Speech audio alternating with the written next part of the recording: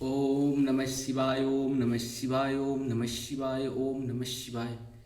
जय हिंद, जय भारत। आप सबों का स्वागत है। मैं राम नरेश आप लोगों से निवेदन करता हूँ, चैनल को सब्सक्राइब करें, लाइक करें, शेयर करें। साथ सत्य के साथ, सनातन के साथ, विश्व हिंदुत्व के साथ हमेशा कहीं न कहीं प्रत्यक्ष या परोक्ष रूप से खड़े होने की ज़रूरत है। क्योंकि हम अगर आपके साथ खड़े नहीं होंगे तो मेरे साथ कौन खड़ा होगा, इस तरह की भावना रखें। अगर हम आपकी मदद नहीं करेंगे तो मेरा मदद कौन करेगा। यहाँ पे कोई निपुण नहीं है, कोई सर्व सामर्थ्य नहीं है। भगवान के सिवा यहाँ पे हमें मनुष्य की कहीं न कहीं प्रत्यक्ष या परोक्ष रूप से मदद की ज़रूरत पड़ती है, देवताओं की ज़रूरत पड़ती है। और देवताओं का ध्यान करते हैं तो मनुष्य के रूप में किसी न किसी रूप में आपके पास उपस्थित कर देंगे। यही है हम लोगों का शक्ति का मतलब। सत्य है तो सनातन है, सनातन है तो सत्य है। जीवन बदलते रहेगा, शरीर भी मिलते रहेंगे, नए नए शरीर हम लोग को हमेशा मिलते रहते हैं। आज हम लोग शुरू करते हैं श्री रामचरितमानस, नहीं, यहाँ पे हम लोग शिव महापुराण के 46वें एपिसोड में शुरू करते हैं। पेज नंबर 141 है, 46वां एपिसोड। जो कैलाश के शिखर पर निवास करते हैं, पार्वती जी के पति हैं, समस्त देवताओं से उत्तम है। उसके स्वरूप का शास्त्रों में यथावत वर्णन किया गया है, जो निर्गुण होते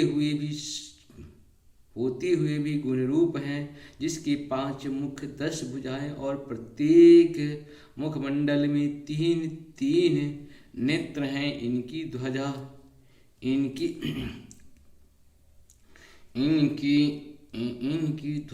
पर वृषभ का चिन्ह अंकित है। वृषभ का चिन्ह अंकित है। अंग कांति कपूर के समान गौर के समान है। दिव्य रूपधारी चंद्रमा रूपी मुकुट में सुशोभित था। सिर पर जटायुक्त धारण करने वाले हैं, जो हाथी के खाल पहनते हैं, व्याध चर्म ओढ़ते हैं, जिनका स्वरूप शुभ है, जिनके अंगों में वासुकी आदि नाग लिपटे रहते हैं, जो पिनाक और आयुध धारण करते हैं, जिनके आगे आठों सिद्धियां निरंतर नित्य करती रहती है। भक्त समुदाय जय जयकार करते हुए जिनकी सेवा में लगे रहते हैं, दुस्सह तेज के कारण जिनकी ओर देखना भी कठिन है, जो देवताओं से शिव तथा संपूर्ण प्राणियों का शरण देने वाले हैं, जिनकी मुखारबिंद प्रसन्नता से खिला हुआ है। वेदों और शास्त्रों ने जिनकी महिमा का यथावत गान किया है। विष्णु और ब्रह्मा भी सदा जिसकी स्तुति करते हैं, तथा जो परमानंद स्वरूप हैं, इन भक्त वत्सल शंभु शिव का मैं आवाहन करता हूँ। इस प्रकार शाम शिव का ध्यान करके उनके लिए आसन दें। चतुर्थ्यंत पद से ही क्रमशः सब कुछ अर्पित करें। यथा साम बाय सदाशिवाय नमः आसनं समर्प्यामि इत्यादि आसन के पश्चात भगवान शंकर को पाद्य और अर्घ दें। फिर परमात्मा शंभु को आचमन कराकर पंचामृत संबंधी द्रव्यों द्वारा प्रसन्नता पूर्वक शंकर को स्नान कराएं। वेद मंत्रों अथवा समंत्रक चतुर्यंत नाम पदों का उच्चारण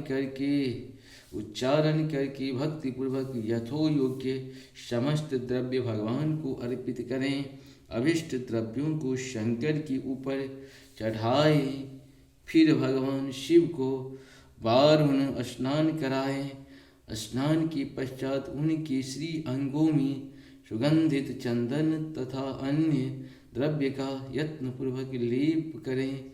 फिर सुगंधित जल से ही उनके ऊपर जलधारा गिराकर अभिषेक करें। वेद मंत्रों, संडगोत अथवा शिव के 11 नामों द्वारा यथावकाश जलाधार चढ़ाकर वस्त्र से शिवलिंग को अच्छी तरह पोंछें। फिर आचमनार्थ जल दें और वस्त्र अर्पित करें। नाना प्रकार के मंत्रों द्वारा भगवान शिव को तिल, जौ और गेहूँ, मूंग और उड़द अर्पित करें। फिर 5 मुख वाले परमात्मा शिव को पुष्प चढ़ाएं। प्रत्येक मुख पर ध्यान के अनुसार यथोचित अभिलाषा करके कमल, शतपथ, शंख पुष्प, कुश पुष्प, धुतुर, मंदरा, द्रोण पुष्प, गुमा, तुलसी दल तथा बेलपत्र चढ़ाकर पराभक्ति के साथ भक्त वत्सल भगवान शंकर की विशेष पूजा करें। अन्य सब वस्तुओं का अभाव होने पर शिव को केवल बेलपत्र ही अर्पित करें। बेलपत्र समर्पित होने से ही शिव की पूजा सफल होती है। तत्पश्चात सुगंधित चूर्ण तथा सुभाषित उत्तम तेल, इत्र आदि विविध वस्तुएं बड़े हर्ष के साथ भगवान शिव को अर्पित करें। फिर प्रसन्नता पूर्वक गोगुल और गुरु आदि की धूप निवेदन करें। तदंतर शंकर जी को घी से भरा हुआ दीपक दें। इसके बाद निम्नांकित मंत्र से भक्ति पूर्वक पुनः अर्घ दें और भाव भक्ति से वस्त्र द्वारा उनके मुख का मार्जन करें।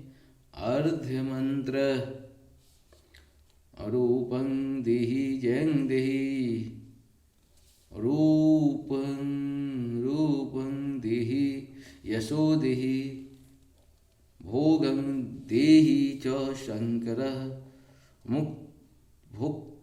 मुक्ति फलं देहि, कृत्वार्घ्य नमोस्तुते। प्रभु शंकर, आपको नमस्कार है। आप इस अर्थ को स्वीकार करके मुझे रूप दीजिए, यश दीजिए, भोग दीजिए तथा भोग और मोक्ष रूपी फल प्रदान कीजिए। इस प्रकार भगवान शिव को भांति भांति के उत्तम नैवेद्य अर्पित करें। नैवेद्य के पश्चात प्रेम पूर्वक आचमन कराएं। तदंतर सांगोपांग तांबूल बनाकर शिव को समर्पित करें। फिर 5 बत्तियों की आरती बनाकर भगवान को दिखाएं। उसकी संख्या इस प्रकार है: पैरों में 4 बार, नाभि मंडल के समान 2 बार, पैरों में 4 बार, नाभि मंडलों के समान 2 बार, मुख के समक्ष 1 बार, और संपूर्ण अंगों में 7 बार आरती दिखाएं। तत्पश्चात नाना प्रकार के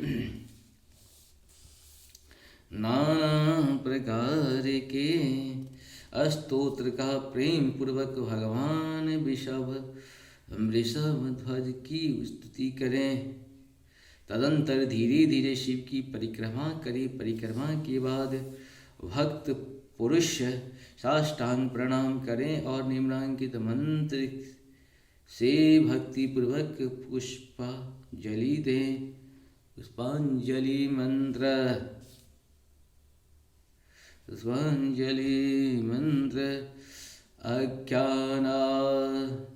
अज्ञानादिति वा ज्ञानाद्याति पूज्यादिकं मया कृतं तदन्तो सकलं कृपया तव शंकर तावकस्तात्वद्गत प्राणसत्त्वे चिन्तोक्तं सदा इति विजय गौरीशं भूतनाथ प्रसीद मे।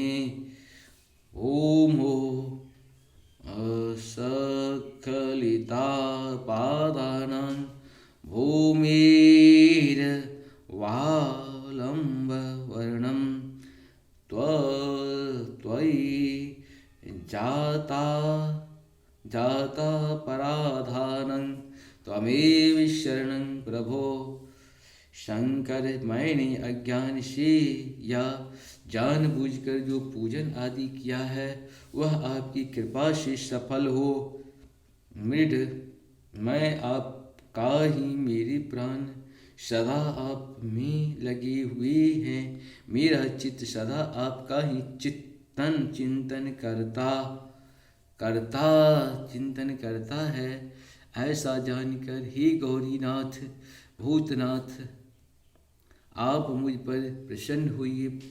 प्रभु, धरती पर जिनके पैर लड़खड़ा जाते हैं उनके लिए भूमि की सहारा है। इसी प्रकार जिन्होंने आपके प्रति अपराध किए हैं उनके लिए भी आप ही शरण दाता हैं। इत्यादि रूप से बहुत प्रार्थना करके उत्तम विधि से पुष्पांजलि अर्पित करने के पश्चात पुनः भगवान को नमस्कार करें और निम्नांकित मंत्र से विसर्जन करना चाहिए। विसर्जन स्वस्थानं गच्छत सर्वे देवेशी परिवारयुक्तं प्रभो। पूजा काले पुनरनाथ त्वया गन्त्वाभ्यामादरात्। मंगलभवन मंगलः देवं सुदस्य तजिर्विहारी। देवीश्वरः प्रभो, अब आप परिवार सहित अपने स्थान को पधारे। नाथ, जब पूजा का समय हो तब पुनः आप यहाँ